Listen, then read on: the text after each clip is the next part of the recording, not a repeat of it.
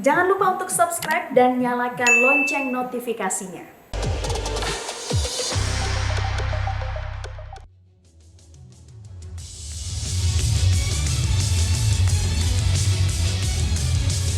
Selamat malam pemirsa, varian COVID Omicron sudah masuk ke Indonesia. Dalam waktu tidak terlalu lama, lebih dari 70 negara telah melihat bagaimana varian Omicron ini masuk ke negara masing-masing. Pada saat ini, Indonesia sedang berusaha memulihkan kondisi baik penanganan COVID maupun juga ekonomi. Bagaimana kita bisa melihat bahwa penanganan varian Omicron ini bisa terus membuat Indonesia memulihkan ekonominya, bagaimana kemudian pemerintah dan juga dunia usaha bisa terus menjaga kesehatan sebagai panglima tetap dengan memperhatikan ekonomi. Pemirsa, kita akan membicarakan itu semua dalam Economic Challenges malam ini, babak baru pandemi bersama saya Leonard Samosir. Varian Omicron sudah terdeteksi di wilayah Indonesia. Yang harus kita lakukan adalah bersama-sama berupaya sekuat tenaga agar varian Omicron tidak meluas di tanah air.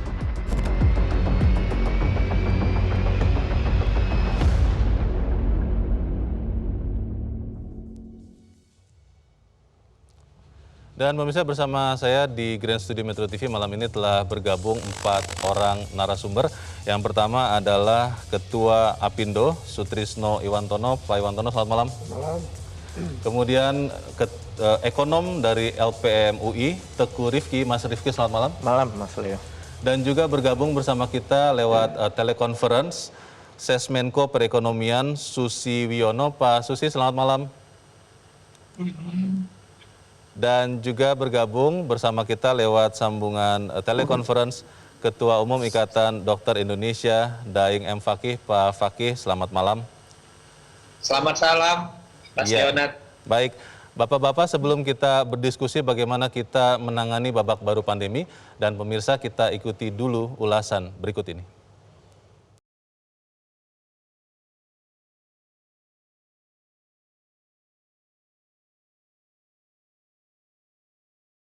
Ini diduga memiliki kecepatan penyebaran yang melampaui varian-varian sebelumnya.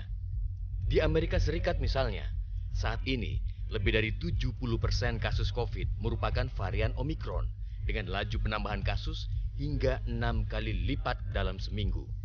Sehingga sepatutnya Indonesia lebih waspada mengantisipasi penyebaran varian Omicron.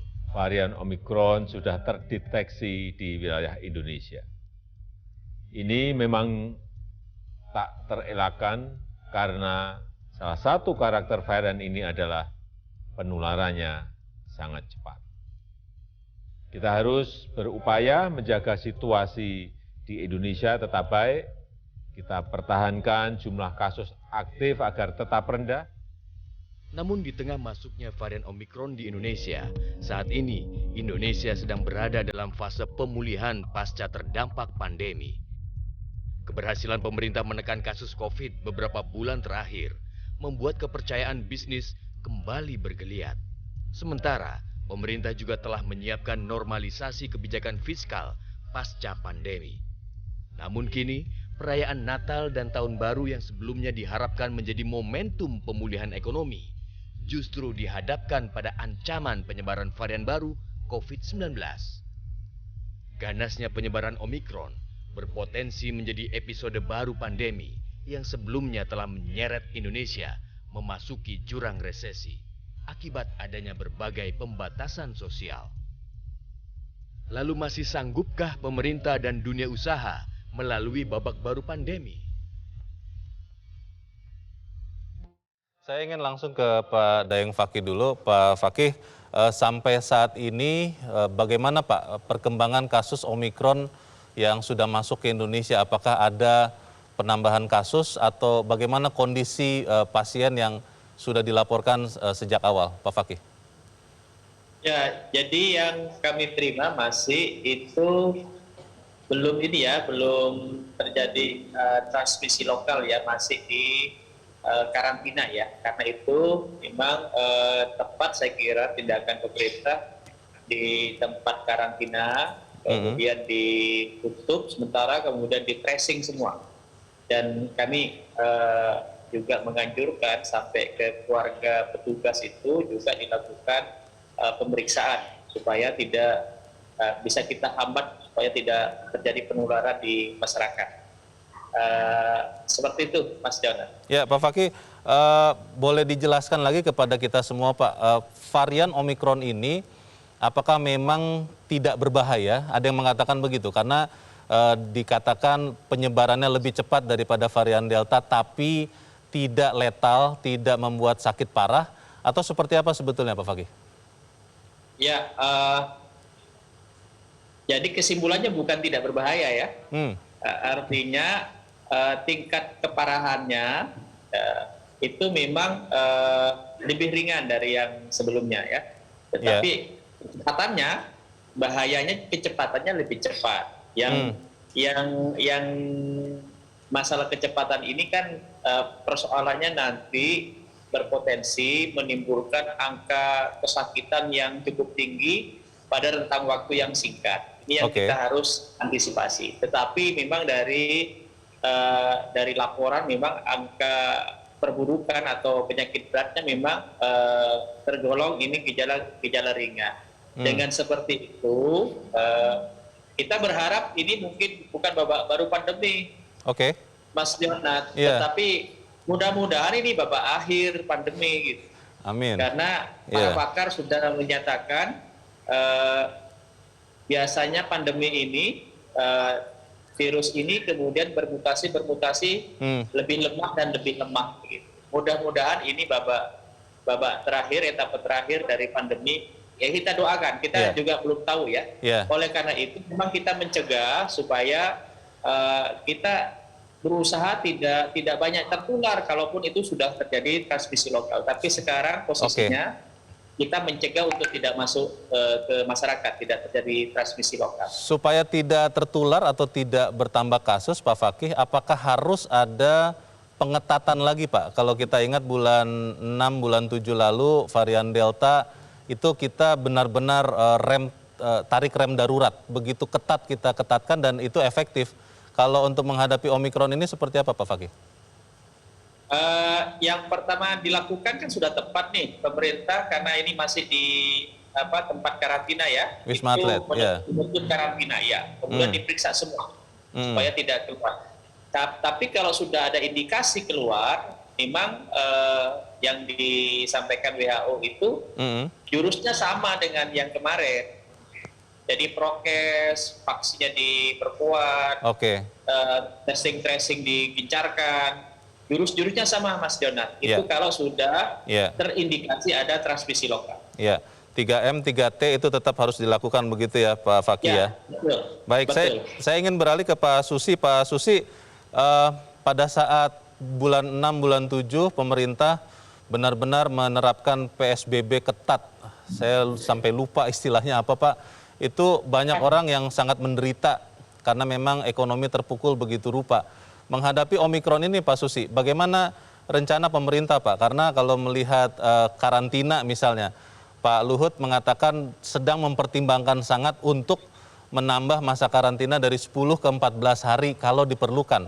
Apakah ada rencana untuk mengetatkan lagi, Pak, pembatasan kegiatan masyarakat, Pak Susi?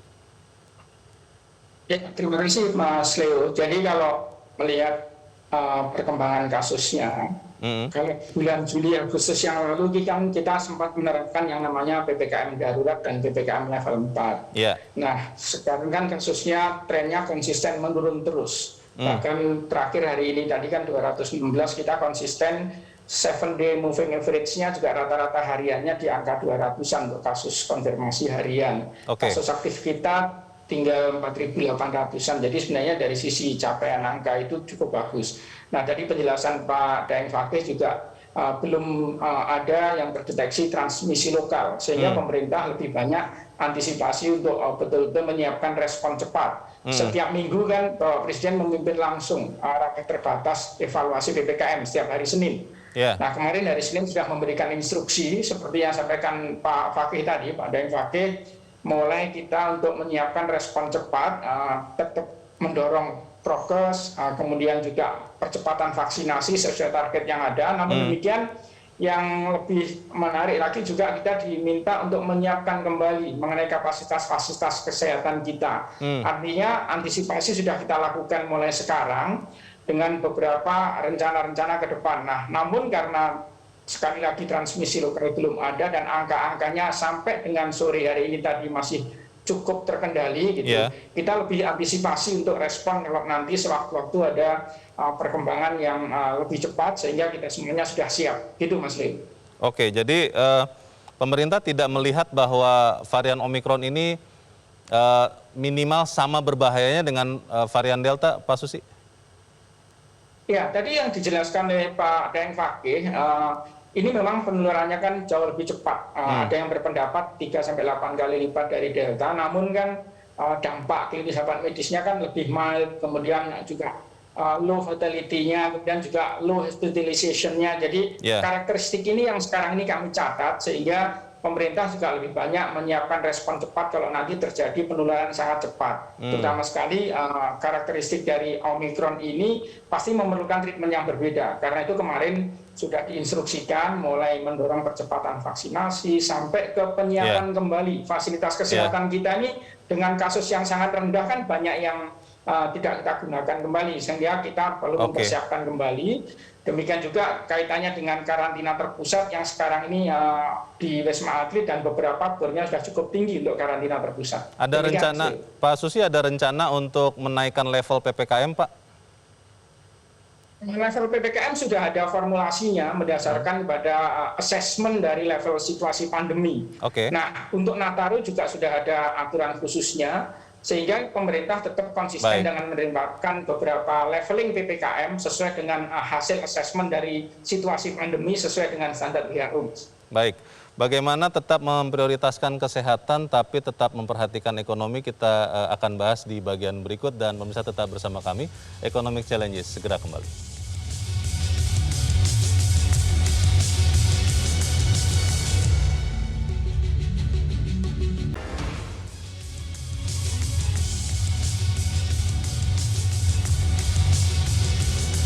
Terima kasih pemirsa, masih bersama kami di Economic Challenges. Pak Iwantono, kalau melihat masuknya kasus Omikron, itu tadi dijelaskan Pak Susi, Pak Fakih, bahwa Wisma Atlet ditemukannya Omikron di Indonesia di lockdown. Kalau kemudian ternyata, semoga tidak terjadi, Omikronnya ini menyebar Pak di Indonesia, dan akhirnya kita harus menghadapi lagi pembatasan. Pengusaha sanggup tidak menghadapi akibat dari pembatasan itu? Ya, ini amit-amit ya. Amit-amit, semoga tidak terjadi. Jangan terjadi itu ya. Kalau dari sisi kesiapan internal, dalam pengertian kita merespon internal, gitu ya, untuk shift dari pekerjaan-pekerjaan itu sebenarnya kan udah 2 tahun kita. Sudah beradaptasi? Sudah beradaptasi dengan itu. Tetapi yang tidak siap itu adalah menghadapi demand yang akan turun. Karena PPKM itu kan sudah pasti menyebabkan pengetatan di mana-mana. Itu dampaknya pasti permintaan terhadap barang kita itu turun. Dan itu berarti income tidak ada gitu. Kalau income tidak ada, saya kira akan sangat parah. Ya, karena apa? Karena selama 2 tahun ini kita kan sudah minus ya. Kalau 2022 masih minus lagi, nah itu saya kira banyak yang akan kolab ya. Misalnya hotel-hotel itu sudah nggak mampu bertahan.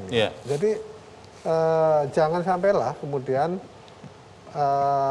Omikron ini seperti Delta.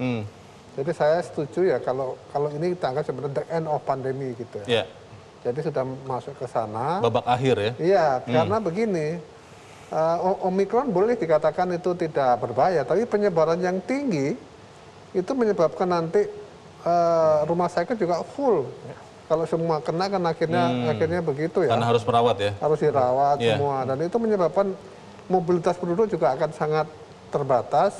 Pemerintah pasti akan menerapkan lagi PPKM yang lebih ketat.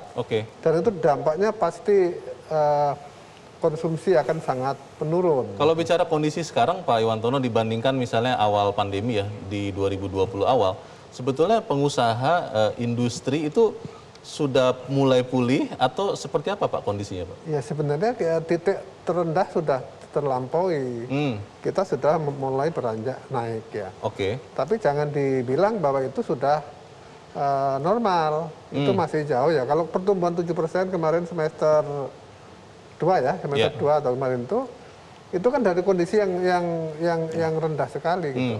Benar-benar dari bawah ya? Benar-benar dari bawah. Gitu. Itu tidak berarti kemudian ekonomi sudah membaik. Oke. Kita bicara hotel misalnya, katanya okupansi sudah naik katakan ya. Tetapi ingat okupansi itu tidak otomatis income-nya naik karena harganya sudah di drop. Ya kan? Perang harga sudah sangat tinggi. Jadi perbaikan ini tidak otomatis kita akan kembali kepada situasi sebelum pandemi. Tetapi arah yang baik itu tentu memberikan rasa percaya diri kita untuk menyongsong sesuatu yang lebih baik di depan. Baik, terima kasih Pak Iwan. Mas Rifki, kalau bicara soal pembatasan ya, kita sudah sama-sama tahu bagaimana dampaknya ke ekonomi. Semoga tidak terjadi. Kita bicara ini andai-andai, tapi kita harap Omikron ini tidak seperti Delta. Dampaknya seperti apa kalau kemudian ternyata penyebaran Omikron ini meluas? Oke, penyebaran Omikron ini kan memang sebuah hal yang baru ya. Artinya memang masyarakat sendiri pun masih mempelajari kemudian ini apa gitu. Kita sudah melihat berbagai macam varian sebelumnya, Alpha, Delta, dan kemudian sekarang Omikron. Banyak uncertainty di sini. Dan tadi seperti yang Pak Iwantono sampaikan juga bahwa dari sisi dunia usaha pun sudah mulai beradaptasi. Artinya waktu misalnya kita bicara di tahun 2020 ini kita bisa bilang bahwa ini hal yang unprecedented. Kita belum tahu menanganinya seperti apa.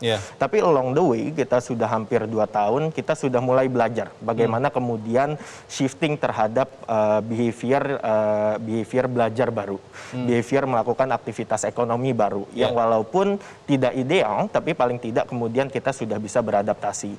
Nah, kemudian penyebaran Omikron ini kita nggak akan tahu kira-kira menyebarnya sejauh apa, dan kemudian pembatasannya bisa optimum apa gitu. Tapi yang kita pelajari dari varian-varian sebelumnya adalah bahwa kalau misalnya kita meng-underestimate penyebaran ini, kemudian kita meng-underestimate aspek kesehatan, pasti costly. Tidak hanya untuk pemerintah, tidak hanya untuk dunia usaha. Jadi artinya menyambung yang disampaikan Pak Iwantono tadi, dunia usaha sepertinya melihat ini sebuah hal yang hampir pasti terjadi gitu. Kemudian bagaimana nanti kita sama-sama membuat episode penyebaran ini menjadi sependek mungkin. Itu yang kemudian nanti membuat kita bisa betul-betul recover. Karena kalau kita expect untuk betul-betul menghindari penyebaran ini uncertainty-nya tinggi dan sulit untuk kita pastikan gitu. Jadi ini yang saya rasa kita coba optimumkan di second best world condition ini gitu dengan segala constraint-nya. Terima kasih Mas Rifki. Saya ke Pak Fakih. Pak Fakih, kalau kita ingat awal tahun ini Pak, sekitar Januari Februari itu kita melihat ada lonjakan kasus karena libur akhir tahun, ada libur Natal, Tahun Baru.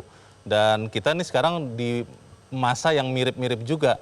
Perlu ada persiapan atau treatment khusus tidak Pak Fakih supaya kasus yang terjadi karena Natal, Tahun Baru tahun lalu tidak terulang lagi? Apalagi sekarang ada varian Omikron, Pak Fakih. Ya, kita tahu kan bahwa virus ini cepat menular dari orang ke orang. Jadi tiap orang itu kemudian menulari ke orang lain yang berdekatan. Ya, memang dengan kenyataan seperti ini, kalau ya sekali lagi kalau sudah terindikasi ada transmisi lokal, maka memang PPKM ini perlu ditingkatkan kembali ke posisi yang untuk mencegah penularan lebih hebat lagi. PPKM kan berikut dengan tindakan-tindakannya misalnya pembatasan mobilitas, berkumpul dan lain-lain ya, termasuk prokes termasuk juga vaksinasi, tracing dan testing. Kemudian yang kedua, ini strategi untuk penanganan kasus di lapangan, karena kita tahu kemungkinan besar ini kan memang gejala ringan yang banyak, karena memang ini lebih ringan dari virus sebelumnya, sehingga shelter-shelter untuk isolasi terpusat maupun isolasi mandiri itu harus disiapkan dengan baik. Jadi jangan mengandalkan rumah sakit, karena sepertinya kasus ringan yang akan mendominasi. Baik, Pak Susiwiono, Pak, kalau melihat ancaman walaupun kita harapkan tidak menjadi berat. Apakah kita masih punya anggaran, Pak Susi, untuk kemudian mengatasi varian Omikron ini? Ya, terkait dengan respon dari pemerintah, tadi sudah kami jelaskan di awal, untuk menerapkan PPKM sendiri, kita sudah menyiapkan beberapa skenario. Kalau nanti kasus konfirmasi harian sampai angka sekian, misalkan sampai 2.700 dan sebagainya, sudah ada beberapa skenario yang disiapkan sesuai dengan hasil ratas kemarin. Kemudian kalau terkait dengan anggaran, pemerintah sudah menyiapkan anggaran untuk program PEN untuk pemulihan ekonomi nasional. Konteksnya adalah penanganan COVID dan pemulihan ekonomi nasional yang di 2021 ini dialokasikan 744 triliun dari 5 klaster yang ada. Pemerintah juga sudah menyiapkan di 2022 alokasi sementara kira-kira sekitar 414 triliun. Namun demikian pengalaman selama ini nanti sangat dinamis tergantung dari perkembangan kasus COVID-19 di lapangan. Sehingga pemerintah sudah prepare dari awal kalau nanti harus antisipasi dan memberikan respon cepat terhadap perkembangan di lapangan, Mas Leo. Baik, terima kasih Pak Susi. Menyeimbangkan antara kesehatan dan ekonomi susah-susah mudah. Bagaimana itu dilakukan kita akan bahas di bagian berikut. Pemirsa tetaplah bersama kami. Economic Challenges segera kembali.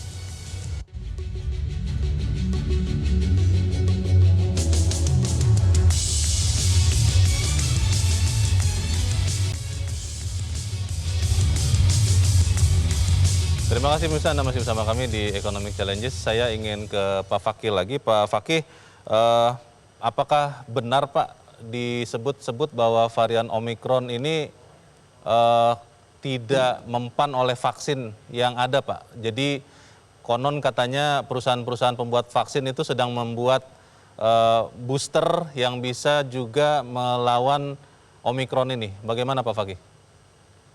Ya, jadi begini, saya kira info-info yang seperti itu kita konfirmasi ke pihak-pihak yang berwenang terkait ya seperti WHO, kalau di Indonesia ini Badan POM, Kementerian Kesehatan. Saya kira pernyataan resmi itu dari badan-badan yang berwenang belum ada ya, belum ada. Jadi sampai sekarang badan-badan resmi itu masih sangat merekomendasikan semua vaksin yang ada dipakai untuk mencegah terinfeksi oleh virus. Dan dari fakta di lapangan itu masih sangat bermanfaat. Masih sangat bermanfaat. Terima kasih Pak Fakih. Saya ingin Pak Iwantono. Pak Iwantono, vaksinasi itu harus digencarkan karena itu bisa mendorong ekonomi juga. Kalau pengusaha melihatnya saat ini seperti apa Pak? Apakah pada di awal-awal pandemi kita melihat ketersediaan vaksin yang menjadi hambatan salah satunya. Tapi kan sekarang ketersediaannya sudah ada. Pengusaha melihatnya seperti apa Pak? Oh iya, begini, yang kita harapkan sekarang itu kan vaksin ketiga. Boosternya, karena kebanyakan misalnya di perusahaan-perusahaan itu kan udah bulan April kemarin ya. Bulan April kemarin, April, Mei, Juni sampai sekarang mungkin sudah lebih dari 6 bulan. Sudah 2 dosis ya? Iya, perusahaan-perusahaan. Iya, 2 dosis itu misalnya April, Mei kan udah 2 dosis ya. Mei, Juni, Juli, Agustus, September, Oktober, November udah 6 bulan. Itu katanya kalau udah 6 bulan sudah mulai menurun. Sehingga booster kedua itu saya kira sudah waktunya untuk segera dilakukan. Ya. Karena terus terang pengusaha itu tidak terlalu takut dengan prediksi ekonomi yang menakutkan misalnya ya. Yang kita takutkan itu adalah PPKM itu. Pembatasan itu? Iya, karena PPKM itu dari mana datangnya? Datangnya dari virus yang tidak terkendali. Jadi oleh karena itu salah satunya cara memang jangan sampai Omikron itu menjadi merajalela gitu. Betapapun dia tidak berbahaya. Oleh karena itu pencegahannya itu kan satu ya tentu karantina itu harus. Kan di dalam negeri kita sudah bagus ya tingkat tadi sudah dijelaskan kurang dari 200 satu hari misalnya. Tetapi kalau dari luar negeri nanti masuk, nah ini yang berantakan. Jadi kita lebih takut itu, gitu. Oleh karena itu vaksinasi, kemudian juga masker ini, saya yakin betul masker itu mempunyai peran yang, karena saya merasakan sejak pakai masker ini sudah 7 bulan, 8 bulan tidak pernah kena flu gitu. Iya kan, jadi ada hikmah ya. Iya, jadi artinya kan dia memang bisa menahan dan saya saya melihat masyarakat kita juga cukup budaya masker sudah mulai ada gitu. Jadi saya ingin katakan protokol kesehatan tetap dijalankan, pembatasan Omikron itu mesti betul-betul full ya tadi Pak Susi saya kira udah bagus menjelaskan prosedurnya. Kemudian perilaku masyarakat sendiri, ya kan. Kemudian vaksin. Oke. Ini adalah satu rangkaian yang harus kita lakukan. Baik. Pak Susi, soal vaksin Pak, kita kan bicara soal keamanan, tapi juga di sisi yang lain kita melihat soal pemerataan. Target vaksin di Indonesia kan dosis 1 dan 2, kalau tidak salah baru sekitar 100 jutaan ya Pak, dari target yang menurut Menteri Kesehatan bukan lagi hanya 208 juta, tapi diusahakan semuanya divaksin. Booster ini bagaimana rencananya Pak Susi? Mungkin bisa diceritakan sekarang. Ya, terima kasih Mas Rio. Jadi terkait dengan kebijakan untuk vaksin booster, sekarang kita sedang menyiapkan perubahan regulasinya, yaitu peraturan Presiden, peraturan Menteri Kesehatan, dan juga keputusan Menteri Kesehatan untuk menetapkan harga. Intinya adalah kita ingin mendorong percepatan. Pak Presiden sudah menginstruksikan di awal Januari nanti kalau bisa sudah mulai ada vaksin booster mandiri. Yang ini yang sedang dikaji untuk dari dasar hukumnya, maupun kita juga menunggu emergency use authorization dari Badan POM. Nah, kan ada yang heterocumulus sama homocumulus, artinya yang vaksinnya sama atau yang berbeda.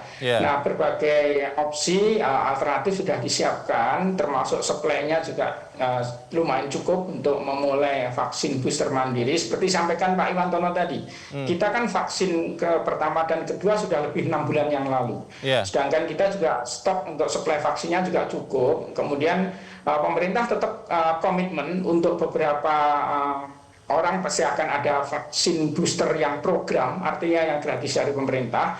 Namun kita menjajaki untuk dibuka juga vaksin booster yang mandiri, yang nanti siapapun bisa berbayar di sana. Sehingga pilihan-pilihan ini juga akan mendorong percepatan vaksinasi, terutama di dalam rangka memprotek kita dari varian baru tadi, Mas Leo. Pak Susi, bicara soal dampak COVID, itu juga berpengaruh ke kondisi fiskal kita, Pak. Rencana pemerintah untuk memulihkan, untuk mengurangi defisit itu kan bisa terancam dengan adanya Omikron ini. Atau seperti apa pandangan pemerintah, Pak Susi?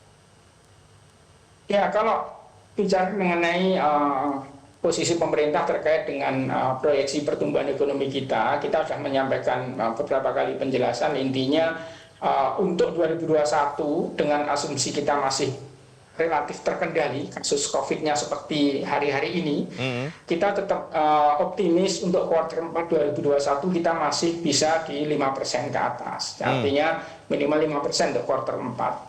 Nah, untuk full year 2021 kita hitung-hitungan kita di angka sekitar 3,7 sampai 4% untuk 2021. 2022 sesuai dengan target APBN kita masih optimis, kemungkinan masih bisa di 5 sampai 5,2%. Namun ini sangat tergantung ke beberapa faktor. Perkembangan dari pengendalian COVID-19 sendiri itu yang faktor yang pertama.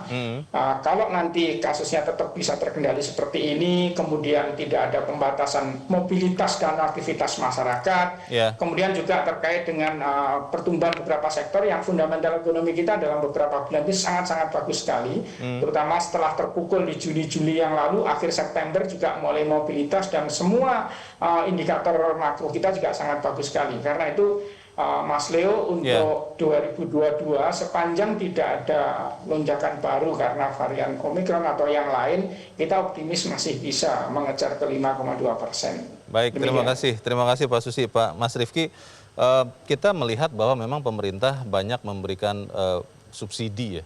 Bicara sektor otomotif, penjualan kendaraan itu menjadi lebih bagus tahun ini karena ada PPNBM DTP. Tapi kan akhir tahun ini akan dihentikan. Bagaimana efektivitas insentif-insentif pemerintah ini bisa menjaga kita tetap tumbuh, tetap mulai pulih di tengah-tengah datangnya si Omikron ini? Oke, memang terkait seberapa efektif kebijakan pemerintah, baik itu dalam bentuk subsidi maupun bentuk lainnya, sebetulnya at the end of the day apa yang kemudian akan mendorong ekonomi pulih adalah managing expectations, di mana kemudian memanage ekspektasi ini muncul dari bagaimana pemerintah mampu mengelola aspek kesehatan. Ini seperti tadi sudah disampaikan Pak Iwantono bahwa kemudian baik dari sisi industri, pelaku usaha, kemudian melihat saat kemudian ada varian baru, pasti suatu saat ekonomi ini akan mulai slowing down lagi. Tapi kemudian seberapa dalam slowing down itu yang perlu diminimumkan. Bagaimana kemudian cara meminimumkan ini adalah dengan tadi balik lagi kemudian menjaga aspek kesehatannya ini tetap terkendali. Karena memang kalau kita lihat sebetulnya selama pandemi ini kemudian ada masyarakat yang purchasing powernya tinggi, itu kemudian menahan belanjanya. Jadi kalau kita lihat di data perbankan, itu kemudian masyarakat yang tabungannya 500 juta ke atas, 1 miliar ke atas, itu tabungannya meningkat gitu. Sedangkan masyarakat yang tabungannya ini 100 juta ke bawah, ini tabungannya menurun gitu. Ini merupakan indikasi bahwa mereka kemudian berusaha survive di saat kemudian kondisi sulit.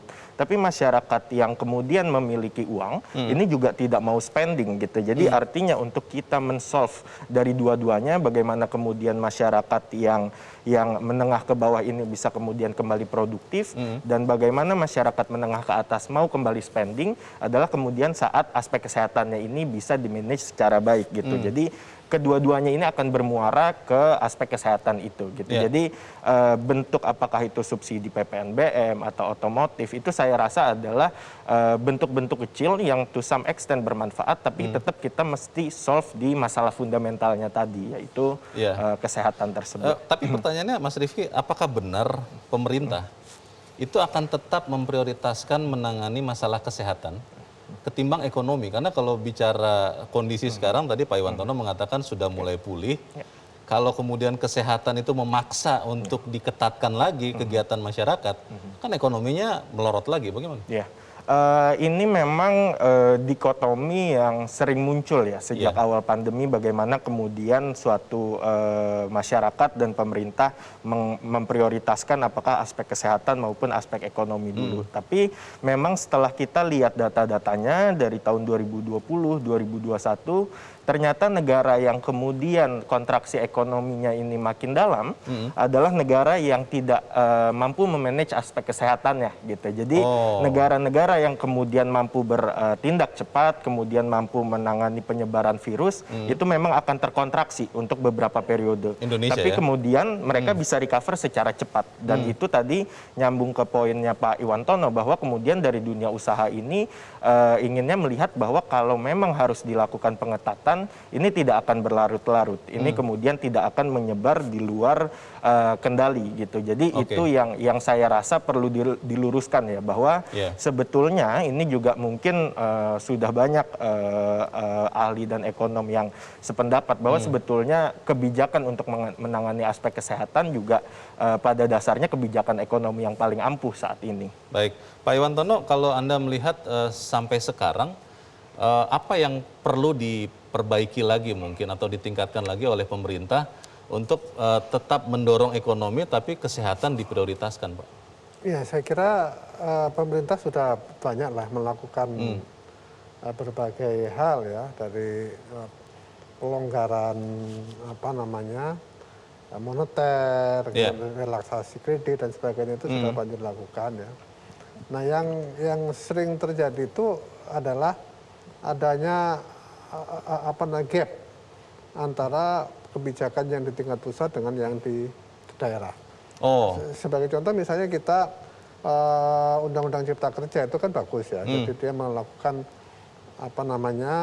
penyederhanaan berbagai macam peraturan. Tetapi di dalam praktek itu tidak semudah itu di lapangan. Ini ada time lag yang cukup signifikan ya, sehingga kemudian terlalu lama tadi. Padahal kita dihadapkan udah persoalan yang jangka pendek kita harus survive. Atasi ya. Yang kedua itu adalah tindakan yang semena-mena itu masih ada juga. Ya, misalnya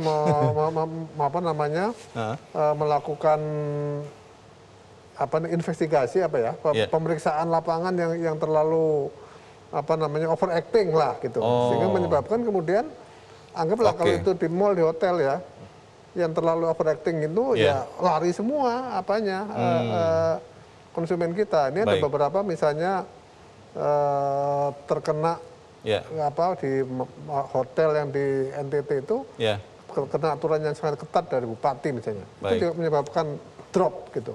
Nah, tindakan-tindakan praktis semacam inilah yang saya kira memang perlu dikoreksi lah. Kalau pusat saya kira udah cukup bagus lah. Baik, kita harus jeda dahulu dan pemirsa tetaplah bersama kami. Economic Challenges segera kembali selepas jeda berikut ini.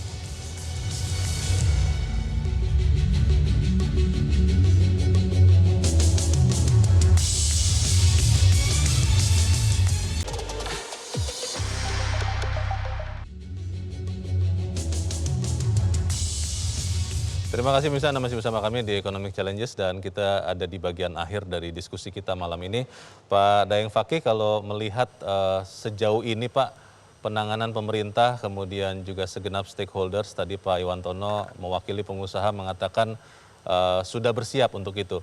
Harapan ID, harapan para dokter, bagaimana kemudian apalagi yang harus dilakukan oleh pemerintah dan kita semua Pak, supaya Omikron ini tidak kita sepelekan tapi tidak membuat kita panik juga Pak Fakih. Ya, tadi penjelasan Pak Rizky ya kalau nggak keliru, itu cukup menyenangkan bagi saya juga ya, karena penjelasan dari kawan-kawan ekonomi ya, bahwa memang kalau kita antisipasinya bagus, penanganannya bagus, justru recovery-nya itu menjadi bagus secara ekonomi ya. Baik kesehatan maupun secara ekonomi. Artinya begini, apa yang dilakukan pemerintah selama ini ya itu memang membuktikan bahwa kalau kita sigap menangani kasus ini, maka kita harapkan pengendaliannya itu di awal cukup baik sehingga tidak terlalu parah. Diharapkan recovery-nya juga baik, dan saya kira masyarakat kita dengan pembelajaran hampir 2 tahun ini itu sudah cukup mengerti apa yang diupayakan pemerintah. Jadi yakinlah bahwa yang dilakukan itu bukan hanya untuk penanganan kesehatan, tapi untuk recovery kehidupan sosial, ekonomi, dan yang lain-lain itu juga diharapkan lebih baik. Ya, Pak Fakih, ada banyak yang berharap bahwa sebetulnya di akhir tahun ini kita Indonesia sudah bergeser dari pandemi menjadi endemi, Pak. Kalau teman-teman ID melihatnya bagaimana dengan proyeksi itu, Pak? Ya, kami memang berharap, makanya saya katakan tadi ya, ini harapan ya. Karena memang siklus pandemi ini kalau kemudian muncul virus yang daya ininya lebih ringan, ya daya sakitnya lebih ringan itu tanda-tanda sebuah harapan ya. Tapi tetap harapan ya bahwa pandemi ini kemungkinan besar akan segera berakhir, itu harapan. Itu harapan, sekali lagi harapan. Di samping itu kan kita tetap menghimbau masyarakat, vaksin digenjot ya, bahkan pemerintah saya dengarkan kalau bisa 100%, kalau bisa dilakukan booster, karena kan antibodi kan diprediksi 6 sampai 1 tahun kadarnya menurun. Kalau ini terus konsisten dilakukan plus prokes ya, disiplin, itu mudah-mudahan pertengahan lah ya bisa kita harapkan untuk menjadi endemis di Indonesia. Pertengahan tahun depan maksudnya Pak Fakih? Ya, mudah-mudahan begitu. Baik. Karena saya mendengar dari roadmap pemerintah itu Maret sampai Mei itu diharapkan 80% sampai 90% sudah terimunisasi, sudah tervaksinasi. Baik, terima kasih Pak Daeng Fakih. Pak Susiwiono, apa betul Pak yang diharapkan tadi oleh Pak Fakih, tahun depan kita bisa melihat mulai bergeser Pak, pandemi menjadi endemi dan vaksinasi bisa menjelang 100%, Pak Susi? Ya, pertama kalau kita lihat sekali lagi semua kita mengalami faktor ketidakpastian paling tinggi adalah karena perkembangan COVID-19 ini. Sehingga kita betul-betul harus tetap antisipasi. Nah, pertama, melihat perkembangan varian baru Omikron ini yang per hari ini yang terkonfirmasi sudah di lebih 100 negara, 100-an negara tadi pagi, 81.000 lebih kasus yang terkonfirmasi, kita harus betul-betul waspada. Kemarin Pak Presiden memberikan arahan kita betul-betul meningkatkan kewaspadaan. Jadi kita betul-betul mengantisipasi semuanya sehingga kita menyiapkan respon yang cepat, kemudian strategi-strategi yang sudah kita siapkan termasuk sampai ke peningkatan kembali kapasitas vaskes kita. Nah, terkait dengan kondisi perkembangan Omikron ini, pasti ini juga akan mempengaruhi dari sisi ekonomi kita. Nah, di sisi ekonomi selama ini kita masih sangat optimis dengan berbagai angka-angka fundamental ekonomi kita, sehingga kalau kita lihat optimisme yang selama ini kita selalu sampaikan, kita optimis namun tetap waspada. Nah, sekarang kita harus waspada untuk menjaga optimisme kita. Jadi itu yang kira-kira kita bangun sekarang ini. Nah, kaitannya dengan vaksinasi, per hari ini kita sudah lebih 73% untuk dosis 1. Untuk lansia sudah 60% lebih. Nah, targetnya memang hitungannya tadinya kan dari persentase dari target dari target sasaran. Nah, dari WHO kan meminta kita persentase dari populasi. Nah, dengan kondisi sekarang kita lebih mendorong lagi berbagai upaya percepatan tadi, termasuk vaksin untuk anak yang sekarang sudah kita dorong semuanya. Hanya memang strategi untuk pengadaan vaksin sendiri di 2022 kita juga mencadangkan untuk vaksin merah putih dan vaksin Nusantara sudah bisa mulai di pertengahan tahun. Jadi kita sudah hitung roadmap-nya semuanya, termasuk dari sisi supply, kemudian bagaimana mendorong percepatan untuk pelaksanaan vaksinasi. Nah, intinya sebenarnya kondisi sekarang kalau kita lihat dengan ketidakpastian varian baru Omikron ini, kita tetap akan waspada untuk menjaga optimisme kita ke depan. Demikian, Mas Lid. Terima kasih Pak Susi. Pak Iwantono, apa Pak yang diharapkan pengusaha supaya kemudian kita bisa terus memulihkan ekonomi tapi tetap tidak terkena COVID tentunya? Ya, saya kira kabar gembira ya kalau pertengahan tahun depan itu sudah bisa menjadi endemi ya. Ini yang tentu kabar ini bisa menciptakan confidence ya, percaya diri untuk menyongsong. Oleh karena itu kita minta bahwa itu betul-betul terjaga dalam pengertian. Sekali lagi saya katakan bahwa yang ditakutkan pengusaha itu adalah virus itu sendiri gitu. Kalau ekonomi kita pasti punya cara untuk melakukan adjustment. Nah, cuman virus ini kan unpredictable, selalu menimbulkan ketidakpastian. Kita sudah tiba-tiba ada Delta, ya, yang sama sekali kita tidak duga. Akhirnya ada PPKM yang panjang, terus ada Omikron. Nah, ini kita harapkan agar kalaupun ada dalam waktu 1 bulan kalau bisa dihabisin lah itu. Omikronnya kalau masuk ke sini, jadi betul-betul diselesaikan. Nah, kita cukup mau menderita selama 1 bulan, tapi setelahnya udah bagus. Itu yang paling penting yang harus dilakukan pemerintah dengan cara apapun. Begitu. Dan tadi soal kesamaan dari pusat sampai ke daerah di antar instansi juga. Itu penting sekali. Tapi kalau transmisinya terlalu lambat dari pusat ke daerah, ya nanti pelaku usaha itu kan di daerah. Kalau kita bicara UKM semua di daerah. Kalau transmisinya ini terlalu lambat, ya pasti sulit mengalami geliat ekonominya itu. Baik, terima kasih Pak Iwantono. Mas Rifki, apa hal yang Anda posisinya netral tentunya, apa yang masih harus dikerjakan bukan hanya oleh pemerintah tapi semua stakeholder supaya kita bisa membuat ini babak akhir pandemi dan ekonomi kita bisa tetap pulih? Oke, pertama mungkin ini ya, kita sudah hampir 2 tahun menghadapi pandemi COVID-19. Ini kita sudah berada dalam berbagai macam kondisi. Dari kondisi saat kemudian kita kasusnya masih rendah, kemudian tinggi, kemudian rendah lagi, dan tiba-tiba kita kemudian aktivitas ekonominya jor-joran sehingga kemudian angka kasus COVID-nya meningkat lagi. Saya rasa sudah banyak pelajaran yang bisa kita ambil.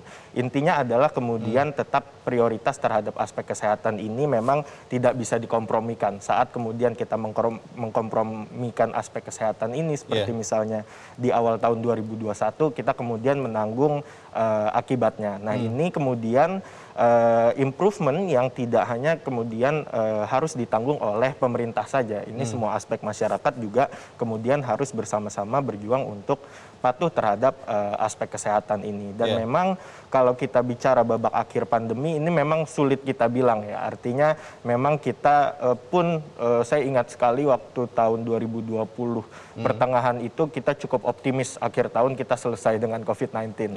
Sekarang kita sudah di akhir 2021 dan kita masih di COVID-19. Artinya sebetulnya adalah yang nggak konsisten itu virusnya gitu. Kita dari kebijakan, dari misalnya protokol kesehatan, ini yang kita harus jaga agar tetap konsisten. Karena kemudian kalau kita juga tidak konsisten, semuanya rugi gitu. Walaupun kita sering bicara ada sektor yang lebih dirugikan, ada daerah provinsi yang lebih dirugikan, tapi kalau penyebarannya makin besar, semuanya rugi gitu. Jadi ini yang sama-sama kita hindari, temanya, fokusnya ini masih belum berubah dari 2020, 2021 bahwa kesehatan ini memang nggak bisa dikompromikan untuk ekonomi ataupun aspek lainnya. Terima kasih Mas Rifki. Pak Susi, singkat saja Pak, apa harapan pemerintah Pak untuk kita semua masyarakat supaya kita bisa membuat pandemi ini masuk ke babak akhir Pak? Jadi kalau kita lihat faktor ketidakpastian yang tinggi sekarang ini adanya varian baru Omikron, sehingga kita berharap masyarakat betul-betul mewaspadai ini semuanya bersama-sama dengan kita semuanya, seluruh elemen bangsa ini untuk tetap meningkatkan protokol kesehatan, menjaga semuanya. Kemudian yang lebih penting dari itu, kita semua antisipasi bersama-sama menyiapkan diri, mengantisipasi kalau ada potensi risiko untuk lonjakan kasus seperti adanya varian baru ini, sehingga saya sih yakin sekali kesiapan ini dengan adanya apapun kondisinya nanti tidak akan lebih buruk dari Juli Agustus yang lalu. Jadi intinya kesiapannya sudah lebih bagus dan sudah melibatkan masyarakat yang lebih intens lagi dengan pemerintah, baik pemerintah pusat maupun daerah. Sehingga optimis kalaupun ada kasus pun mestinya penanganan jauh lebih baik dibandingkan Juli atau Agustus yang lalu. Demikian Mas Leo. Terima kasih Pak Susiwiono. Dan itulah pemirsa harapan kita sama-sama, kita tetap optimis bahwa kita bisa menemui babak akhir pandemi ini, tetapi kita terus waspada, kita kedepankan kesehatan, tetap kita pulihkan ekonomi. Saya berterima kasih kepada Pak Susiwiono, Pak Daeng Fakih, Pak Sutrisno Iwantono, dan Mas Teguh Rifki. Dan pemirsa, demikianlah akhir dari Economic Challenges malam ini. Saya Leonard Samosir, terima kasih. Sampai jumpa.